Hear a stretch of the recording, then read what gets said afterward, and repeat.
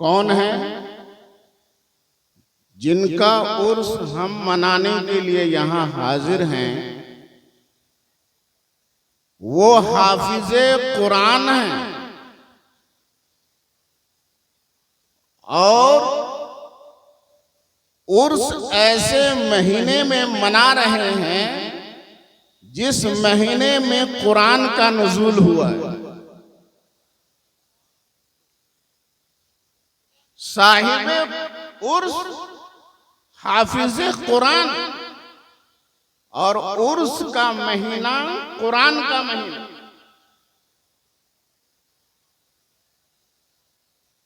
बहुत कम ऐसा देखने में आता है कि किसी हाफिज साहब का उर्स मनाया जाए, किसी मौलाना साहब का उर्स मनाया जाए,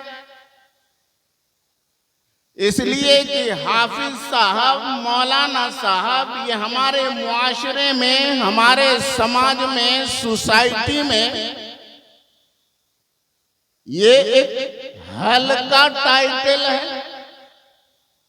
इसलिए आज भारी भरकम साबित करने के लिए अब कोई अपने आप को मौलाना कहलाना गवारा नहीं करता।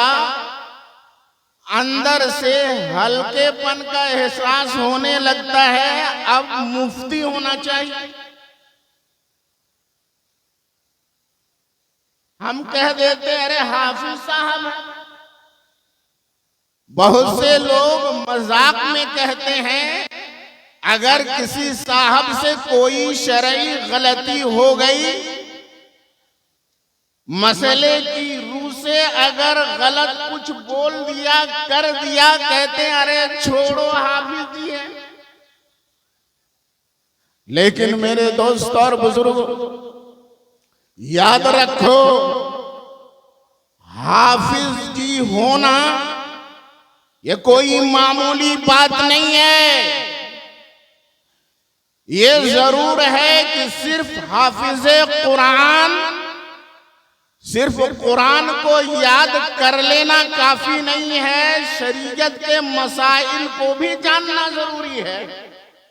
लेकिन हाफिजे कुरान जिसने अपने सीने में 30 पारे कुरान को महफूज कर लिया है, यकीन रखो अगर उसने कुरान को अपने सीने में महफूज रखा है और उसके तकाज़ों को पूरा किया है, तो कल क़यामत के दिन वही कुरान जिसको उस हाफिज़े कुरान ने अपने सीने में महफूज रखा है, वही कुरान कल मैदाने महशर में उसकी शफाअत करते हुए नजर आए। कुरान की तिलावत कोई मामूली चीज नहीं है। कुरान पढ़ना कोई मामूली नेकी का काम नहीं है।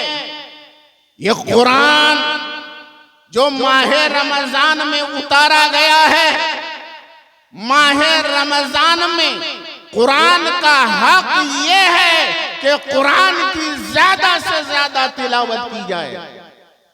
और शुक्र करो कि हाफिजे कुरान का जिक्र कर रहे हैं। इस महीने से कुरान को निस्बत है, इसीलिए अल्लाह के प्यारे नबी सल्लल्लाहु तआला अलैहि वसल्लम रमजान के महीने में हर साल एक खत्म कुरान पढ़ा करते थे। और हजरत जिब्रील अमीन अलैहिस्सलातु व तस्लीम प्यारे नबी से रमजान के महीने में हर रात को नबी से मुलाकात के लिए हजरत जिब्रील आते थे। फयुदारिसुहुल कुरान, और नबी के साथ कुरान का दर्स होता था। हजरत जिब्रील अमीन कुरान पढ़ते थे, प्यारे नबी सुनते थे। नबी पढ़ते थे, जिब्रील अमीन सुनते थे। पता क्या चला कुरान पढ़ना भी नबी की सुन्नत है और कुरान का सुनना भी नबी की सुन्नत है। अगर कुरान पढ़ना नहीं जानते हो तो कम से कम इस माहे मुबारक में एक खत्म कुरान सुना करो मुसलमानों। घर में बेटा कुरान पढ़ना जानता है, बेटी कुरान पढ़ना जानती है, कुरान पढ़ना तुम नहीं जानते हो तो बेटे से कहो बेटा पढ़ो, मैं सुनूंगा।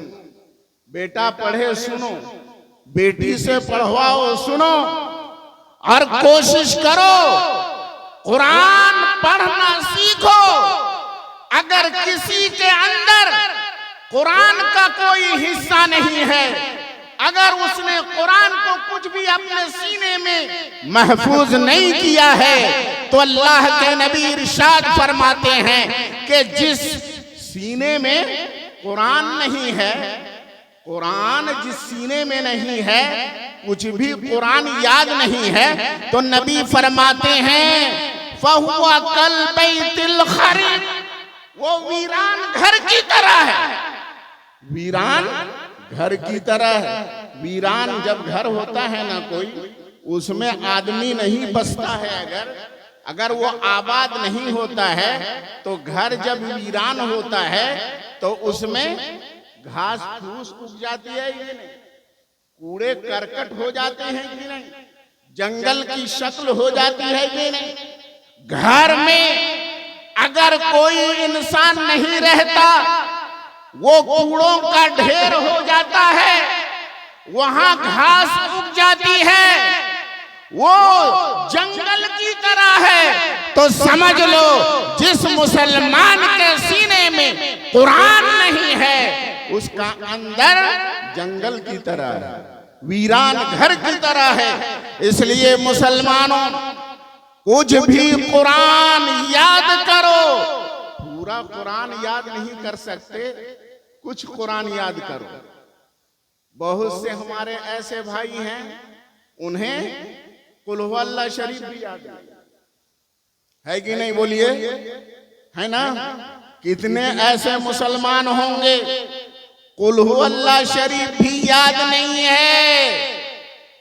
हालांकि कुरान की ये छोटी सी सूरत बज़ाहिर ये मुख्तसर सी सूरत है, लेकिन प्यारे नबी इरशाद फरमाते हैं कि जिसने एक मर्तबा कुल हु अल्लाह शरीफ पढ़ लिया, सूरह इखलास एक मर्तबा पढ़ा, तो 10 पारा कुरान पढ़ने का सवाब मिलता है। 10 पारे कुरान पढ़ने का सवाब। इसलिए हमारे उलमाए किराम क्या करते हैं, फातिहा की जब मजलिस होती है ना, तो और सूरतें तो एक बार पढ़ते हैं।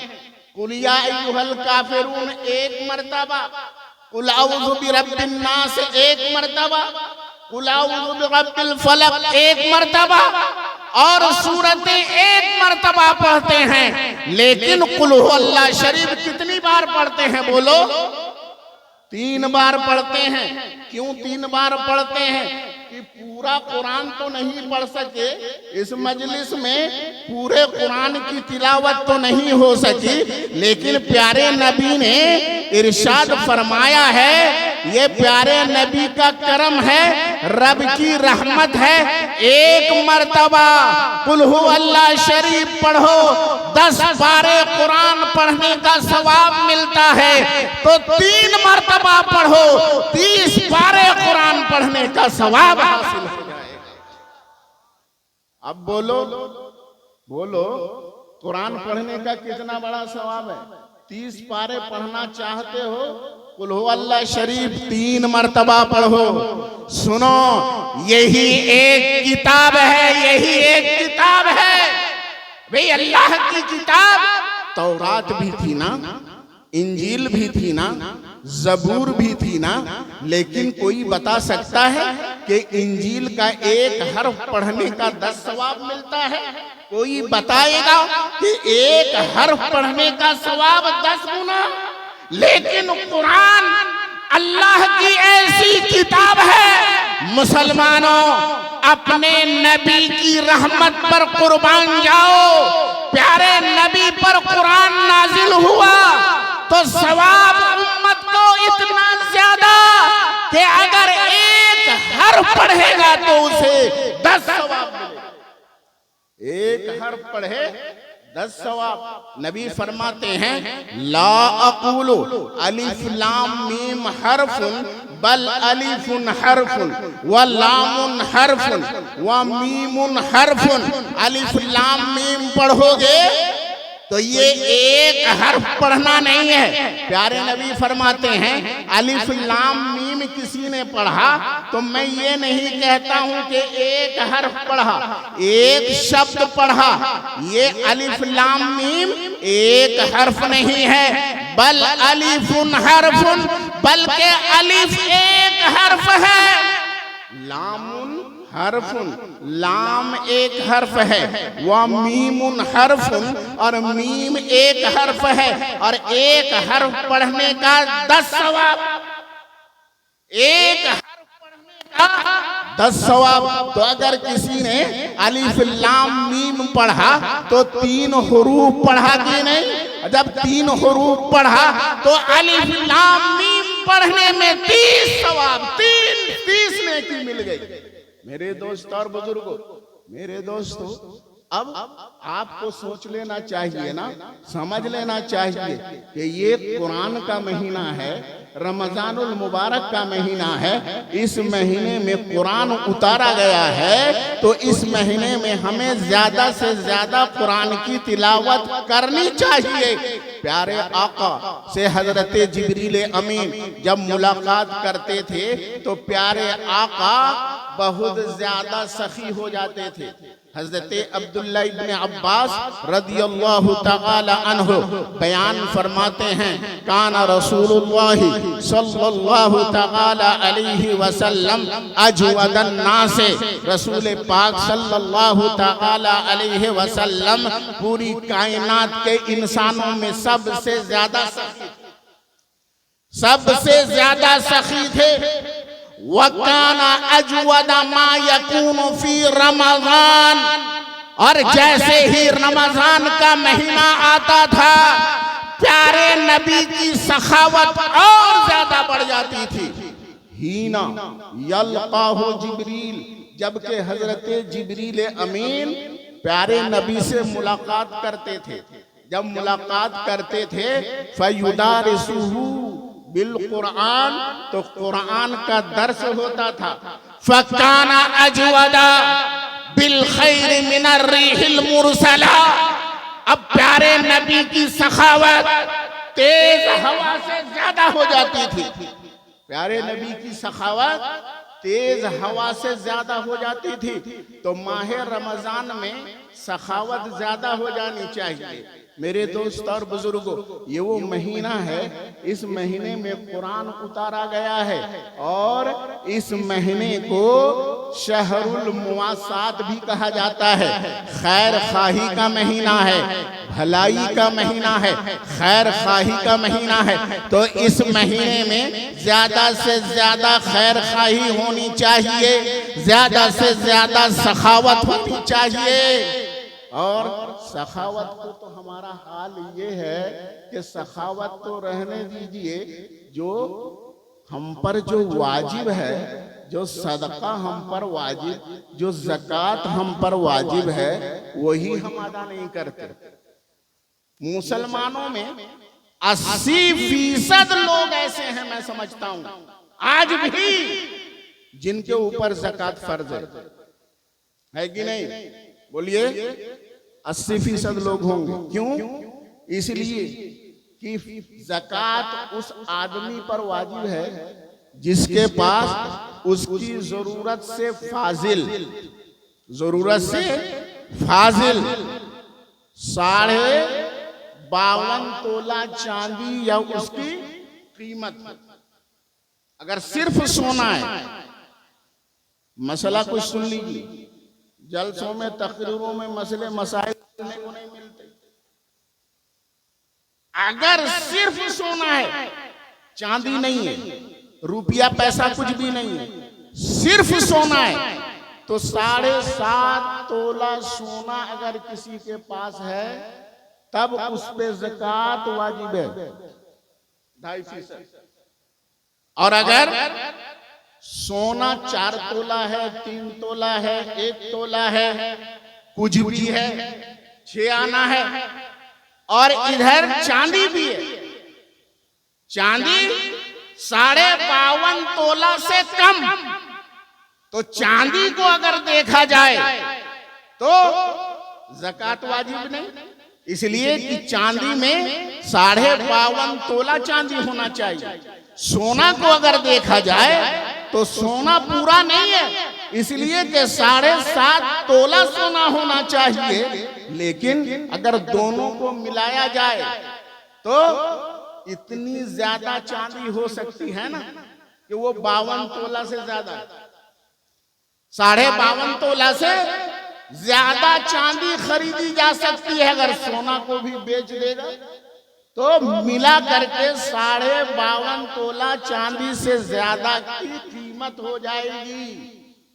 यानी तकरीबन कितना होगा आज के हिसाब से?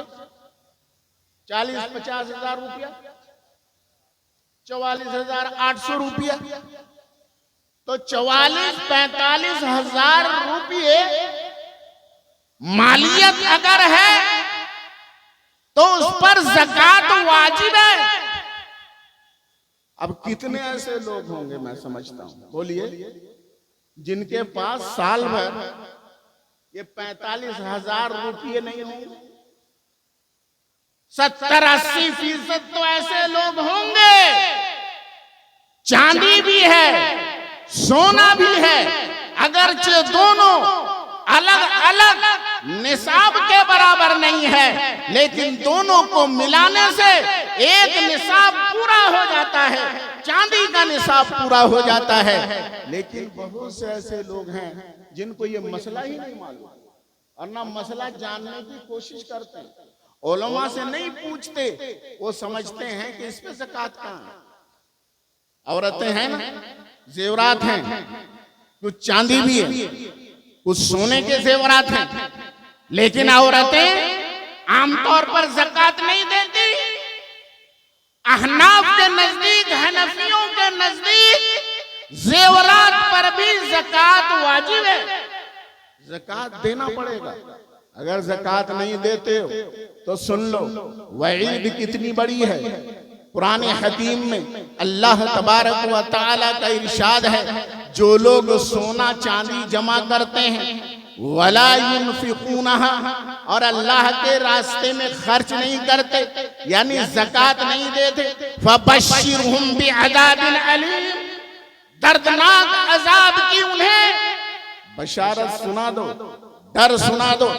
और दर्दनाक अजाब कैसा है? कुरान हकीम में आया कि ये जो सोना है, ये चांदी है जिसकी ज़कात नहीं दी जाती है, कल क़यामत के दिन सोने को तपाकर, चांदी को गर्म करके, सोना को गर्म करके पेशानी को दागा जाएगा, पेशानी में दाग लगाया जाएगा, तकलीफ पहुंचाई जाएगी। वही जेवर, वही सोना, वही चांदी जिसे तुम जमा करते थे और अल्लाह के रास्ते में खर्च नहीं करते थे, ज़कात नहीं देते थे, उसका हक नहीं अदा करते थे, यही सोना और चांदी कल क़यामत के दिन तुम्हारे लिए अजाब का सामान बन जाएगा। हज़रात जनाब, और एक हदीस पाक में आया, अल्लाह के रसूल सल्लल्लाहु तआला अलैहि वसल्लम इरशाद फरमाते हैं कि जो लोग माल की ज़कात अदा नहीं करते हैं, माल जमा करके रखते हैं, कल क़यामत के दिन यही माल गंजा सांप बन करके आएगा।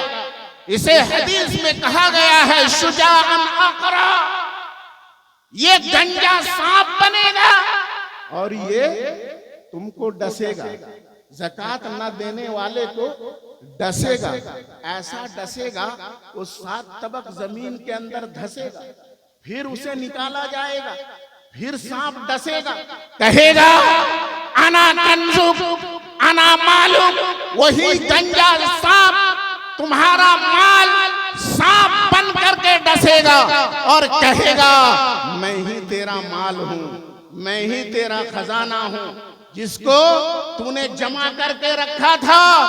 हजरात गिरामी, ज़कात अदा किया करो। अगर मुसलमान, सच्चाई ये है कि मुसलमान अगर पाई पाई की ज़कात अदा कर दे तो मुसलमानों में गरीबी ही नहीं रहेगी। कोई भी मुसलमान भीख मांगता हुआ नजर नहीं आएगा। इस्लाम ने ऐसा सिस्टम बनाया ज़कात का कि कोई टैक्स नहीं है। 1 लाख रुपये में 25,000, तुम 2500 जो तुमको देना है, ये 2500 रुपया ये तुम्हारा नहीं है। 1 लाख रुपये पे साल भर गुजर गया, तुम्हारी जरूरत से फाजिल है 1 लाख, 2500 ये तुम्हारा नहीं है। ये गरीबों का हक है, ये मोहताजों का हक है, ये दूसरों का हक है। और जब दूसरों का हक है तो तुमको ढूंढ ढूंढ करके देना है। गरीब कौन है, मोहताज कौन है, ढूंढ कर देना है। और यहाँ ढूंढना तो पूजा, ढूंढने का सवाल क्या है। अगर कोई मोहताज आ जाता है, उसे तुमने दे दिया 10-20 रुपया, फितरा अदा कर दिया, बस है, बहुत हो गया। रमजान में 2-4-5 हजार के कुछ कपड़े, कुछ साड़ियां बांट दी, समझते हैं ज़कात अदा कर दी। सोचा ज़कात अदा हो गई।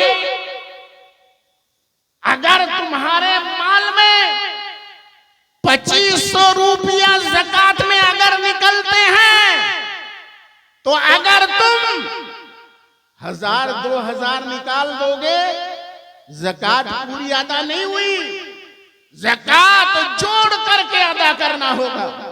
कितने ऐसे मुसलमान हैं, माल आया 1 लाख रुपये अकाउंट में है, तारीख लिख ली, आज की तारीख में मैंने बैंक में 1 लाख रुपया रखा।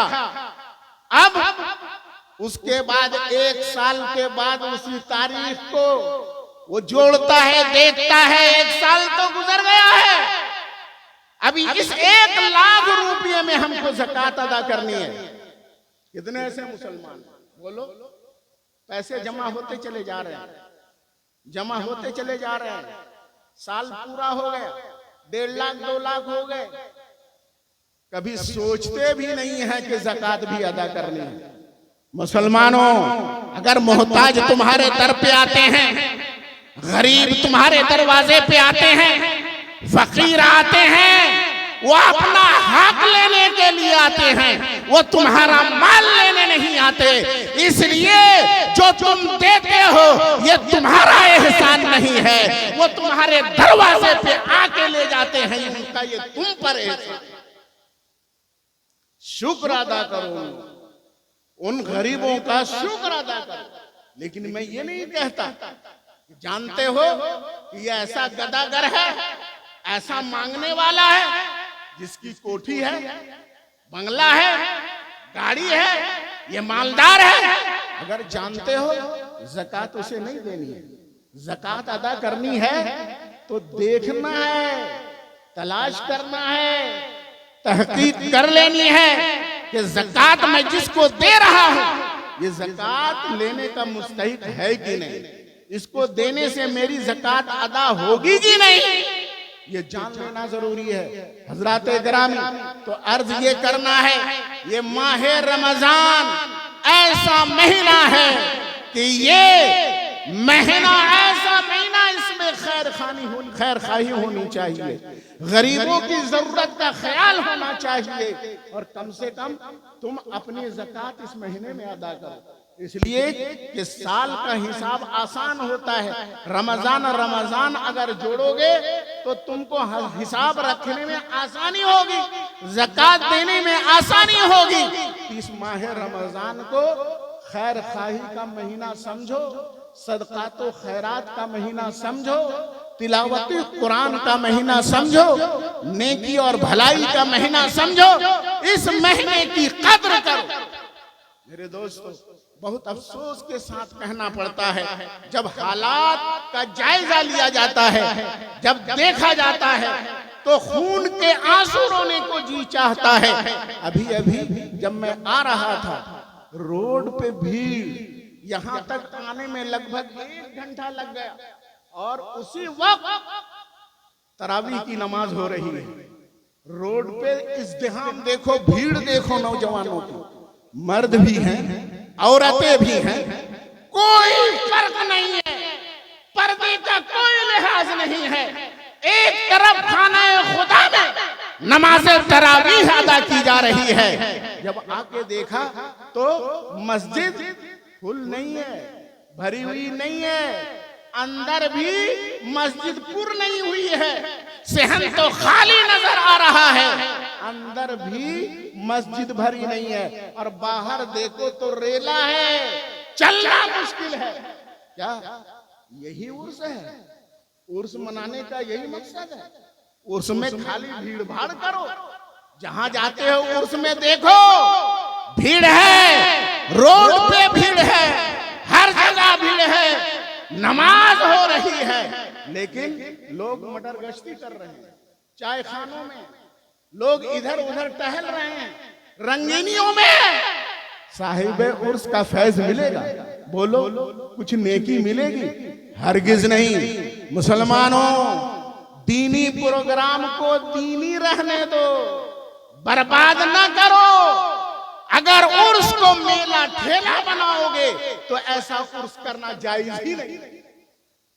उर्स करना मुस्तहब है ना, सवाब और नेकी का काम है ना, लेकिन जब उसमें गुनाह ही गुनाह हो, नमाज का ख्याल ना हो, मर्द और औरत में कोई फर्क ना हो, इख्तिलात हो, माहौल में कोई फर्क ना हो, बेपर्दगी आम हो, गुनाह पे गुनाह करते चले जा रहे हो, सोचते हो उर्स कर रहे हैं, बड़ी नेकी मिल रही है, बड़ा सवाब मिल रहा है, हरगिज सवाब के मुस्तहिक नहीं होगे। मुसलमानों, अपने माहौल को बदलो, सही मुसलमान बन जाओ, और माह रमजान की खास तौर पर कद्र करो। मौला तबारक व तआला हम सबको सच्चा पक्का मुसलमान बनाए, और ईमान के साथ हम सबको खात्मा नसीब फरमाए। व आखिरु दावाना अनिल हम्दुलिल्लाहि रब्बिल आलमीन।